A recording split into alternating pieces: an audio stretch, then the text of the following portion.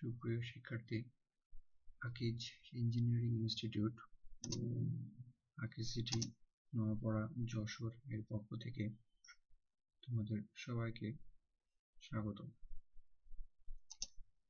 আমরা আজ পড়াশোনা করব টেক্সটাইল র ম্যাটেরিয়ালস 1। ইতিমধ্যে আমাদের প্রথম অধ্যায় কটন ফাইবার সম্পর্কে আলোচনা শেষ হয়েছে। আমরা শুরু করছি আমাদের দ্বিতীয় অধ্যায় পার্ট ফাইবার, যেটাকে আমরা ইংলিশে বলি জুট। আমি তোমাদের সাথে আছি পিয়াস পাল, বিভাগীয় প্রধান, টেক্সটাইল ইঞ্জিনিয়ারিং বিভাগ, আকিজ ইঞ্জিনিয়ারিং ইনস্টিটিউট। আমরা প্রথমে আসি পার্ট ফাইবারের ইতিহাস সম্পর্কে। আমরা জানি যে বাংলাদেশ একটা কৃষিভিত্তিক দেশ এবং আমাদের এই যে পার্ট ফাইবার, এটা আমরা সবাই কম বেশি এই ফাইবার সম্পর্কে জানি এবং চিনি। একটা সময় ছিল যে পাটই ছিল বাংলাদেশের প্রধান অর্থকরী ফসল এবং এদেশের যে জলবায়ু, এই যে নাতিশীতোষ্ণ জলবায়ু, এর কারণে পাট চাষ বাংলাদেশের চাষিদের জন্য খুব লাভজনক ছিল। তাই সবাই সবসময় বাংলাদেশে উন্নত মানের পাট চাষ হয়ে আসছে সবসময়। আমরা যেমন পড়েছিলাম যে কটন একটি সেলুলোজিক ফাইবার, ঠিক একইভাবে পাটও একটি সেলুলোজিক ফাইবার। তার কারণ এটা আমরা উদ্ভিদ থেকে পেয়ে থাকি, তবে এতে সেলুলোজের পরিমাণটা থাকে অনেক কম। কিন্তু সেলুলোজ ছাড়াও আরো কিছু উপাদান আছে, যেমন হেমিসেলুলোজ, লিগনিন এরা। তাই এই যে লিগনিন যে উপাদান, এই উপাদান থাকার কারণে এই পাট আঁশ কিছুটা শক্ত এবং খসখসে হয়। এই কারণেই আমরা, যদিও এখন প্রযুক্তি অনেক এগিয়ে গেছে এবং পাট ফাইবার নিয়ে অনেক গবেষণা চলছে, বর্তমানে এই লিগনিনের পরিমাণ কমায়ে এই ফাইবারকে আরো ভালো ব্যবহার করার উদ্দেশ্যে এই আঁশ নিয়ে আরো বেশি পরিমাণ গবেষণা চলছে। বর্তমানে এই পাট আঁশ দিয়ে শাড়ি পর্যন্ত তৈরি করা হয়েছে এবং এই গবেষণা এখনো চলমান। পাট প্রধানত বাংলাদেশ ও ভারতে জন্মে, তবে পার্শ্ববর্তী দেশ পাকিস্তানেও কিছু কিছু অঞ্চলে এই পাটের চাষ হয়। 1855 সালে প্রথম পাট কল কলকাতায় স্থাপিত হয়েছিল। বাংলাদেশে 1950 সালে আদমজী জুট মিল নামে একটা প্রথম জুট মিল স্থাপিত হয়। যদিও বর্তমানে আমাদের আকিজ গ্রুপের আকিজ জুট মিলস লিমিটেড বর্তমানে এশিয়া মহাদেশের মধ্যে সব থেকে বৃহৎ জুট মিল হিসেবে পরিচিত। আমরা এবার আসি পাট আঁশের বোটানিক্যাল নাম সম্পর্কে। আমরা কটন ফাইবারের বোটানিক্যাল নাম করেছিলাম 4 প্রকারের, যেটা ছিল গসিপম শ্রেণীভুক্ত। কিন্তু পাট আঁশ উদ্ভিদবিদ্যার মতে কর্পোরাস শ্রেণীভুক্ত। এর দুটো প্রজাতি আছে, একটা হচ্ছে কর্পোরাস ক্যাপসুলারিস আর একটা কর্পোরাস ওলিটোরিয়াস। যেটা সাদা পাট সেটাকে আমরা কর্পোরাস ক্যাপসুলারিস বলি। এই গাছ 2 থেকে 5 মিটার লম্বা হয় এবং এখান থেকে যে আঁশগুলো পাওয়া যায় সেটা 1.5 থেকে 2.5 মিটার পর্যন্ত লম্বা হয়। একটু বলি যে আমরা সবাই জানি যদিও, তারপরেও বলি যে পাট ফাইবার আমরা আসলে কিভাবে পাই।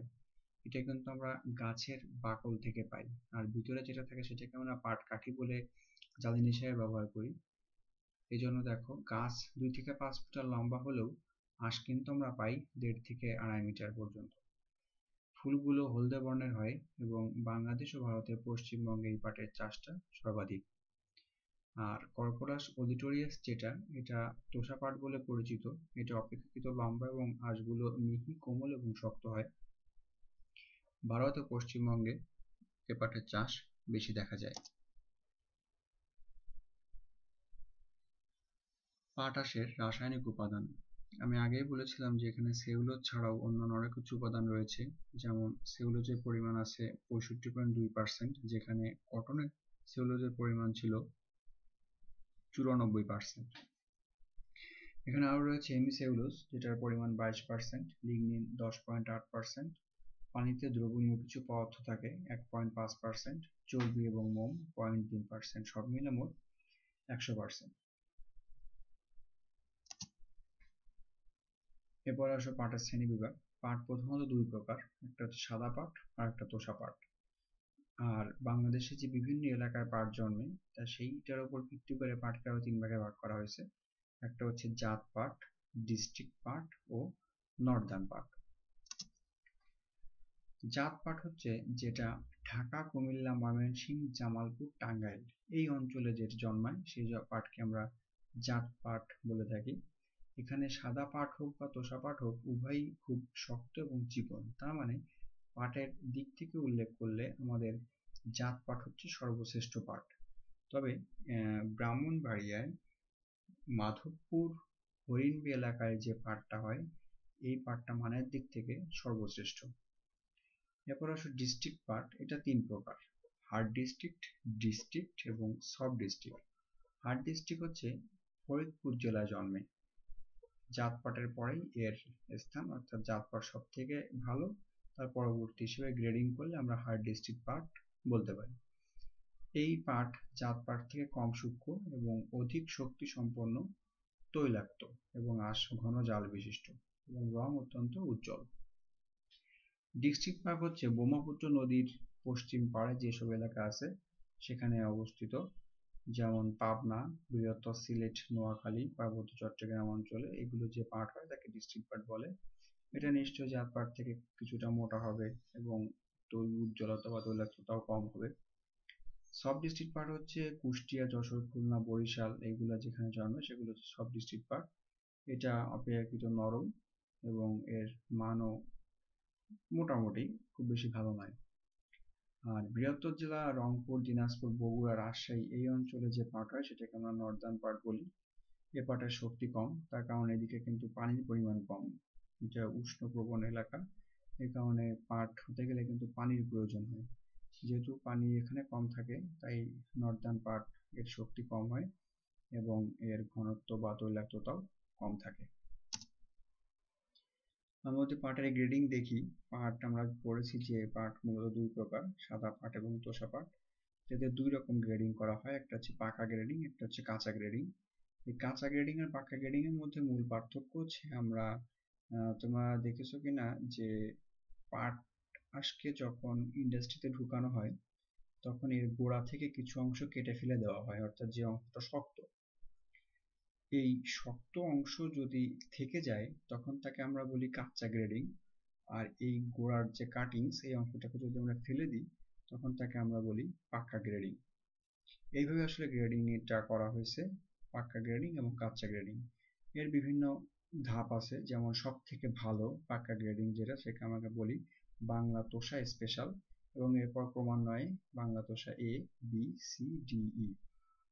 আর কাঁচা গ্রেডিং এর ক্ষেত্রে যে গ্রেডিংটা আছে সেটা হচ্ছে top, middle, B bottom, C bottom, cross bottom, S M R. এই এস এম আর এর মিনিং আছে স্ট্যান্ডার্ড ময়েশ্চার রিগেইন।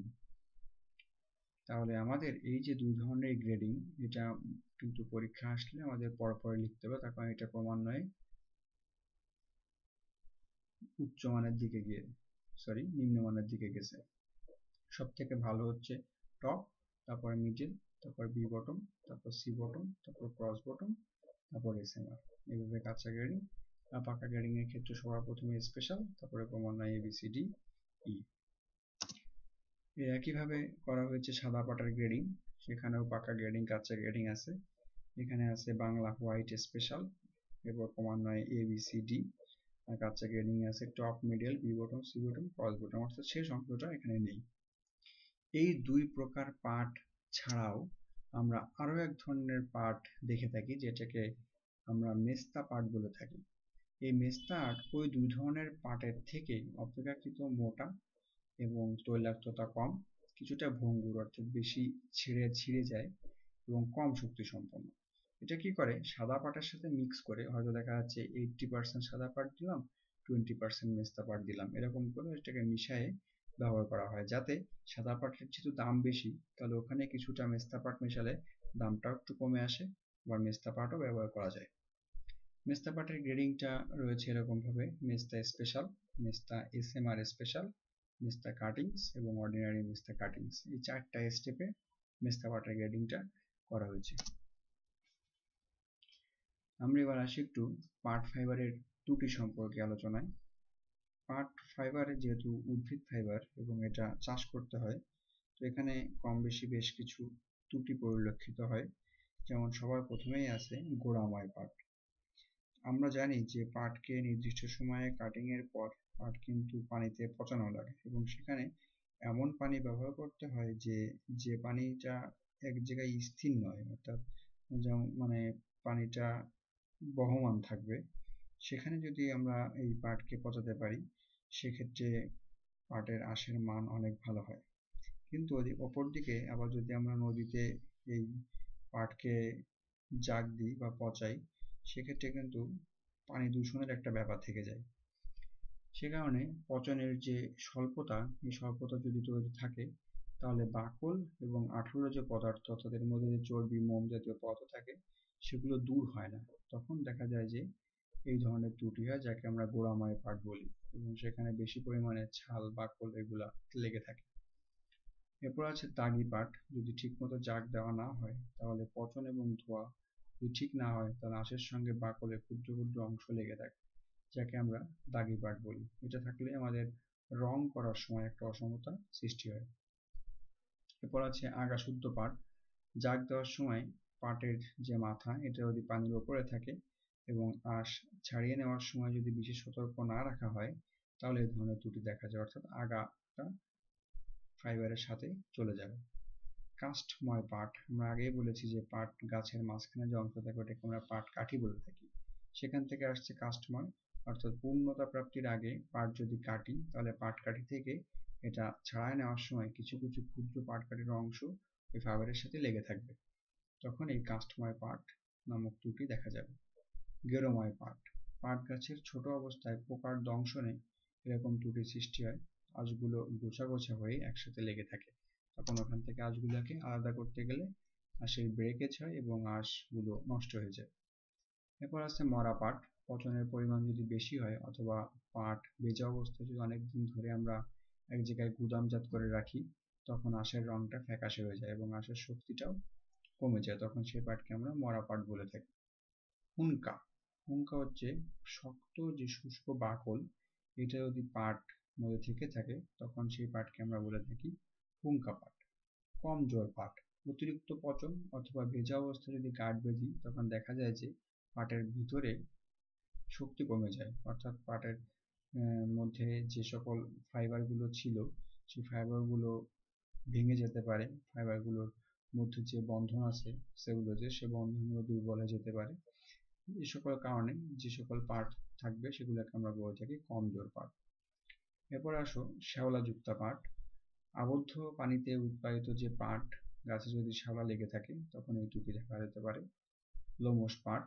অসম পচন এবং অসতর্কভাবে যদি ধোয়া হয়, তখনও আঁশ ছাড়ানোর সময় এই ধরনের ত্রুটি দেখা যায়। আন্তঃবিনষ্ট। গাঁট বাঁধার সময় অতিরিক্ত জলীয় বাষ্প যদি থাকে, দেখা যায় যে কিছু সময়ের মধ্যেই এই গাঁটের ভিতরের যে অংশগুলো আছে বাঁধার পরে সেখানে নরম হয়ে যায়, অর্থাৎ ফাইবারগুলো ভিতর থেকে নষ্ট হয়ে যাচ্ছে। আরেকটা আছে বহির্বিনষ্ট। এটা হচ্ছে যেহেতু পাট ফাইবারকে এক স্থান থেকে অন্য স্থানে নিতে হয় প্রোডাকশনের উদ্দেশ্যে, এই স্থানান্তর করার সময় যদি গাঁটগুলো জাহাজের পাশের দিকে থাকে, তাহলে পানির যে স্রোত, সেখানে যে বা পানির যে জলীয় বাষ্প বা যে উত্তাপ, এগুলোর কারণে বাইরের দিক থেকে পাটগুলো নষ্ট হয়ে যেতে পারে। এগুলাই মোটামুটি পাট আঁশের ত্রুটি সম্পর্কে আলোচনা। আজ আমাদের আলোচনা এ পর্যন্তই। সবাই ভালো থাকো, সুস্থ থাকো। ধন্যবাদ।